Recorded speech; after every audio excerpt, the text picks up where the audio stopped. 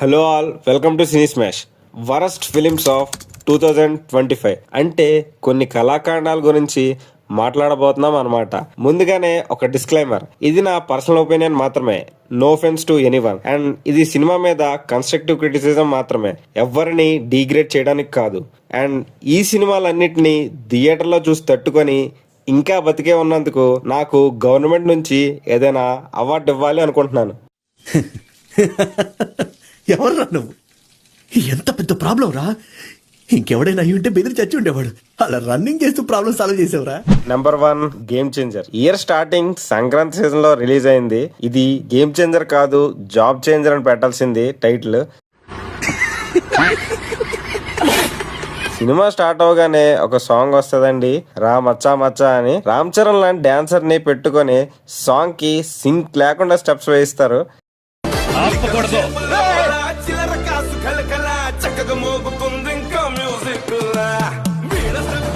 సినిమాలో నానా హైరానా సాంగ్ కి ఇన్ఫ్రారెడ్ కెమెరాస్ తో 10 crores పెట్టి మరీ తీశారు. అదేనా చూడొచ్చు అనుకుంటే అది కూడా సినిమాలోంచి తీసేశారు.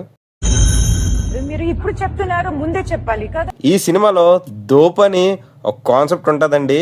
అయితే కోపాన్ని ధోపాన్ని పడేయండి. అది వింటే ప్లీజ్ నన్ను వదిలేసి, కావాలంటే నా జేబులో 6 రూపాయలు ఉన్నాయి, తీసుకో. ఇక్కడ అది చాలకపోతే ₹10 కింద ఆశా చాకలెట్ ఉంది అక్కడ. ఈ సినిమాకి మామూలుగా ఎక్స్ ఇవ్వలేదు టికెట్ రేట్స్ కి, అందుకనే ఎవడో 2 days కే ఫుల్ HD లీక్ చేసేసాడు. ఇంకా ఉన్న నెగిటివిటీతో అస్సలు ఏమీ కలెక్ట్ చేయలేదు.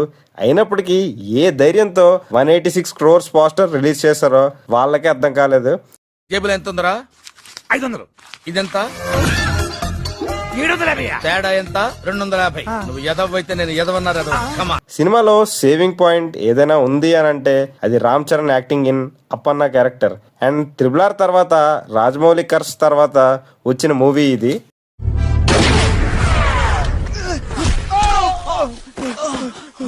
బావా రే బంగార్, ఎంత పనిచేసావురా. నీ ప్రాణాలు అడ్డేసి నా ప్రాణాలు కాపాడావు కదరా. ఈ సినిమాకి పెట్టిన బడ్జెట్ కి సినిమాకి ఏమీ సంబంధం ఉండదు. ఈ సినిమా రిజల్ట్ తర్వాత ఆల్మోస్ట్ దిల్ రాజు రోడ్డు మీదకి వచ్చేసాడని చెప్పాలి. బట్ సంక్రాంతికి వస్తున్నాం కాపాడేసింది. అండ్ కరప్షన్ మీద శివాజీ ఒకే ఒక్కడు చూసేసాక ఆడియన్స్ కి అంతగా ఎక్కలేదు ఈ సినిమా. అండ్ సినిమాలో ఆ మోకోబోట్ షార్ట్స్ వాడతారు, అన్నెసెసరీ అనిపించింది. ప్రతి చిన్న సీన్ కి కూడా వాడేస్తారు. అండ్ శంకర్ గారి మీద చాలా రెస్పెక్ట్ ఉండేది, బట్ శంకర్ గారి వర్స్ట్ రైటింగ్ ఒక పాయింట్ తో తెలిసిపోయింది. సినిమాలో మెయిన్ అండ్ కోర్ ఎమోషనల్ పాయింటే అంజలికి సడన్ షాక్ వల్ల హెడ్ సైడ్ అయిపోవడం. అదే పాయింట్ ని మళ్ళీ సునీల్ తో పెట్టి కామెడీ చేయాలనుకుంటారు చూడు, ఏం రోత రైటింగ్ రాది.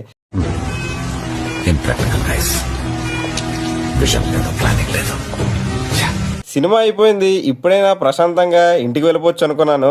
అప్పుడు వస్తుంది ఇది. అప్పుడు నా పరిస్థితి ఏంటంటే శాడిజం భరించలేకపోతున్నాం బ్రో, డబుల్ పేమెంట్ ఇస్తానని ఆపేమని చెప్పండి.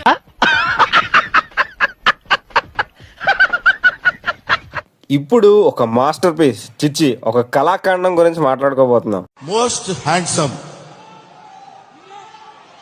నీ పేరు చెప్తాను అనుకున్నావు కదా, విష్ణు.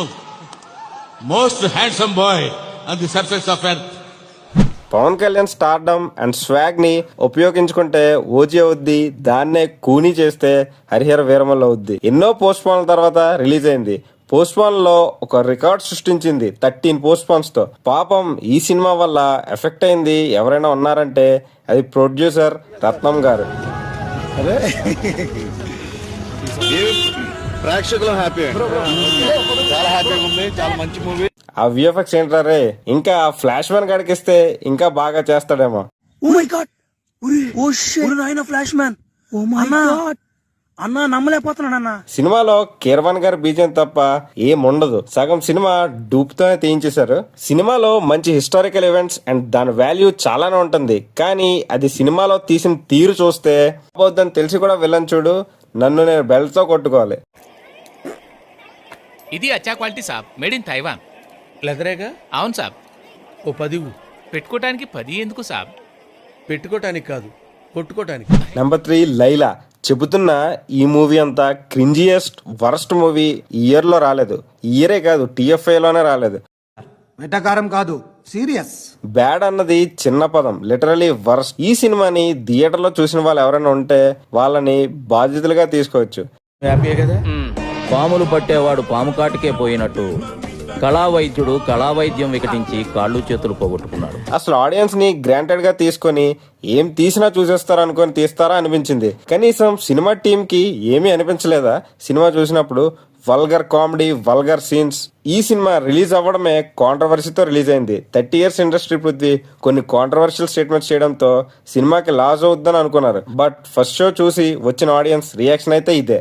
ఈ మూవీ పెద్ద డిజాస్టర్ అండి. దీన్ని తెలంగాణ వాదులు గాని సమైక్యవాదులు గాని ఆపొద్దు, ఎందుకంటే మ్యాట్నీ కల్లా ఇదే ఆగిపోతుంది. నెంబర్ 4 ప్రేమిస్తున్న. వరస్ట్ అండ్ క్రింజియస్ట్ మూవీస్ లో లైలాకి పోటీ ఇచ్చింది ఎవరైనా ఉందంటే అది ఈ మూవీయే. డైరెక్టర్ అసలు ఏమనుకొని తీసాడో ఆయనకే తెలియాలి. బహుశా ఆడియన్స్ మీద రెవెంజ్ అనుకుంటా. అడ్రస్ చెప్పు, నీది ఒకసారి అడ్రస్ పెట్టు, నాకు పెట్టు, అడ్రస్ పెట్టు ఫాస్ట్. అర్జున్ రెడ్డికి ప్రో మ్యాక్స్ లైట్ వర్జన్ ఈ సినిమా కంప్లీట్ చేయడానికి చాలా కష్టపడ్డాను, అది కూడా ఓటీటీలో. అంత వరస్ట్ గా ఉంది ఈ మూవీ. అయిపోయింది నాకు కథం. ఇలాంటి సినిమా మీరెప్పుడు చూసి ఉండరు. అవును, ఇలాంటి సినిమా నేను ఎప్పుడు చూడలేదు కూడా. అది సినిమా అన్నోని తన్నాలి ఫస్ట్. బిగ్ బాస్ పల్లవి ప్రశాంత్ తర్వాత ఆడియన్స్ ని మోసం చేసిన వాడు ఎవడైనా ఉన్నాడంటే ఈ సూపర్ రాజా. సినిమా అని చెప్పి మోటో వ్లాగ్ తీసేశారు. పోనీ అందులో అయినా ఏమైనా స్టోరీ ఉంటుందా అనుకుంటే అది ఉండదు. పెయిన్ఫుల్ ఎక్స్పీరియన్స్ ఇన్ థియేటర్ అని చెప్పాలి. ఏం చేస్తాం, ఫేట్ అంతే. నేను చేసుకున్న కర్మఫలం ఇవన్నీ, తప్పదు. మిడిల్ క్లాస్ నుంచి వచ్చా అని చెప్పి ఆడియన్స్ సపోర్ట్ చేసేస్తారు. ఎలాంటి మూవీ తీసేసినా అనుకోవడం మూర్ఖత్వం. Raju Weds Rambai director Sailu garu, Little Hearts director Sai Marthand గాని అందరూ మిడిల్ క్లాస్ నుంచి వచ్చిన వాళ్ళే. వాళ్ళ టాలెంట్ ని షోకేస్ చేశారు. ఎక్కడి నుంచి వచ్చామన్నది ఇంపార్టెంట్ కాదు, మనం ఏం చేయగలం అనేది important. Next coming to mass జాతర. రీసెంట్ గా రవితేజ మూవీస్ రిజల్ట్స్ చూసి కూడా ఈ సినిమా ప్రీమియర్స్ కి వెళ్ళాను.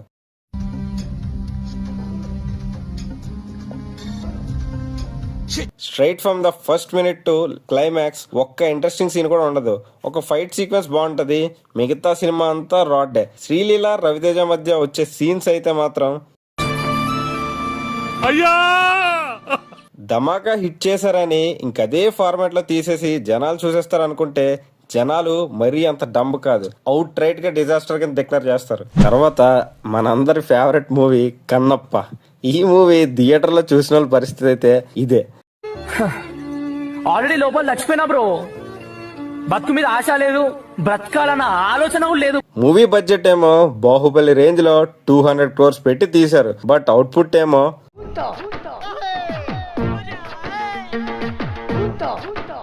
మూవీలో CGI వర్క్స్ ఉంటాయి భయ్యా.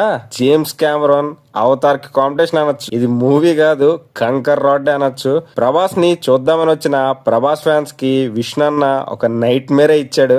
నెక్స్ట్ తమ్ముడు అండ్ రాబిన్ హుడ్. రెండు ఎందుకు కలిపి చెప్తున్నా అంటే నితిన్ మీద ఇంకా నాకు నమ్మకం పోయింది భయ్యా. బాబోయ్, రెండు కళాఖండాలు చూసాను ఈ ఇయర్. మీ కష్టం పగవాడికి కూడా రాకూడదు గురుగారు. మరేరా రాబిన్ హుడ్ కాదు, అది రాడ్ హుడ్. అది జనాల్ని టార్చర్ చేయడానికే తీస్తారు ఇలాంటి మూవీస్. అంటేనేమో అందరికీ కోపం వస్తుంది, అందరూ హర్ట్ అయిపోతారు. పని చేయడం మాత్రం చేత కాదు. శ్రీలీల క్యారెక్టర్ గురించి ఎంత తక్కువ మాట్లాడుకుంటే అంత మంచిది. నెక్స్ట్ తమ్ముడు గురించి మాట్లాడుకుంటే సినిమాలో విజువల్స్ కానీ ఆ స్కేల్ కానీ చాలా రిచ్ గా ఉంటుంది. దానికి ఆపోజిట్ గా ఉంటుంది సినిమా మొత్తం. అసలు ఈ సినిమా ఏం నచ్చిందని అంతగా బడ్జెట్ పెట్టాడో దిల్ రాజు తనకే తెలియాలి. తమ్ముడు కాదు, ఆడియన్స్ కి థియేటర్ లో కుమ్ముడే. ఒక్క సీన్ కూడా ఉండదు మంచిగా బాగుంది అని చెప్పడానికి, అంత చెత్తగా ఉంది. తర్వాత వార్ 2. వార్ ఫస్ట్ పార్ట్ ఎంత బాగుంటుందో అంత రాడ్గా ఉంటుంది ఇది. మళ్ళీ దీనికి ఎన్టీఆర్ని పెట్టి తన పొటెన్షియల్ అంతా అండర్ యూటిలైజ్ చేశారని చెప్పాలి. అలా కాదు భయ్య, ఎన్టీఆర్కి యంగ్ టైగర్ అనే ట్యాగ్ ఉంది. దానికి తను వచ్చిన ప్రతిసారి బ్యాక్గ్రౌండ్ లో ఆ టైగర్ సౌండ్ పెట్టి చంపాల మమ్మల్ని.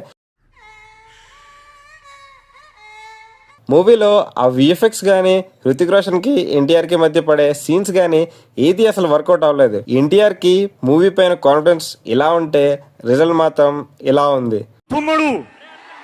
ఎన్టీఆర్ ఫ్యాన్స్ ఎన్టీఆర్ ఈ మూవీ తీయలేదు అని అనుకొని మర్చిపోవడమే బెటర్. నెక్స్ట్ మిత్రమండలి. ఇది మిత్రమండలి కాదు, పేషెన్స్ టెస్ట్ మండలి. నేను చూసిన most raddest comedy genre movie. Radha 550 Steel TMT.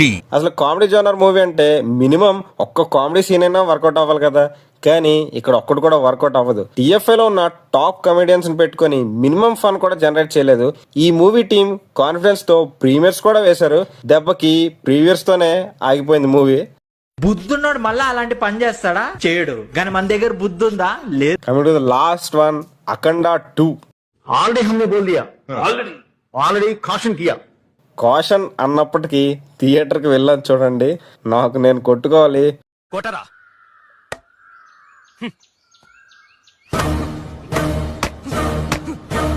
Oh my god, Boya Newton ఏందయ్యా అసలు. చాలా పాపం రా, చాలా పాపం రా. మూవీలో ఒక స్టోరీ ఉండదు, ఒక ప్రొసీడింగ్ ఉండదు. ఎస్, బోయా తీసిన మూవీస్ ఆల్మోస్ట్ ఒకే టెంప్లెట్ లో ఉంటుంది, బట్ స్టోరీలో చిన్న చిన్న డిఫరెన్స్ అయినా ఉండాలి. బట్ ఇక్కడ సీక్వెల్ కాబట్టి సేమ్ అదే స్టోరీ దింపేసి వర్జన్ 2.0 థియేటర్ కి వెళ్ళండి అన్నట్టు ఉంటుంది. ఆ మూవీ లెంత్ కి ఎంత నీరసంగా అయిపోయా అంటే అది తలుచుకుంటే ఇప్పుడే చచ్చిపోతారు. ఆ దరిద్రం ఇప్పుడు ఎందుకు? మీ అమ్మ కడుపులు మాట. ఊరి నాయన, ఆ విలన్ ని ఏదో త్వరగా వేసేస్తే మేము థియేటర్ నుంచి పోతాం అన్నట్టు అనిపించింది. దేవుడు రిఫరెన్స్ పెట్టుకొని తీసేస్తే జనాలు చూసేస్తారు అన్నట్టు ఫీల్ అయినట్టున్నారు ఫిలిం మేకర్స్. బట్ ప్యూర్ గా బ్యాక్ ఫైర్ అయింది మొత్తం. సపోజ్ సినిమా పోయింది, ఇంటికి వెళ్ళిపోతావా? సినిమా సూపర్ హిట్ అయింది, సినిమా తీయడం మానేస్తావా? సినిమా హిట్ అయినా ఇంకో సినిమా తీయాలి, ఫ్లాప్ అయినా ఇంకో సినిమా తీయాలి. మనకి సినిమా తప్ప ఇంకేం తెలియదురా. దీనికి తప్ప మనకి దేనికి పనికిరామురా. మనకి తెలిసింది ఒకటే, సినిమా సినిమా సినిమా. ఈ సినిమాలో rawest and painful movie experience ఏమైనా ఉంటే మీ బాధని కామెంట్స్ లో షేర్ చేసుకోండి. Until the next video, stay tuned and bye bye.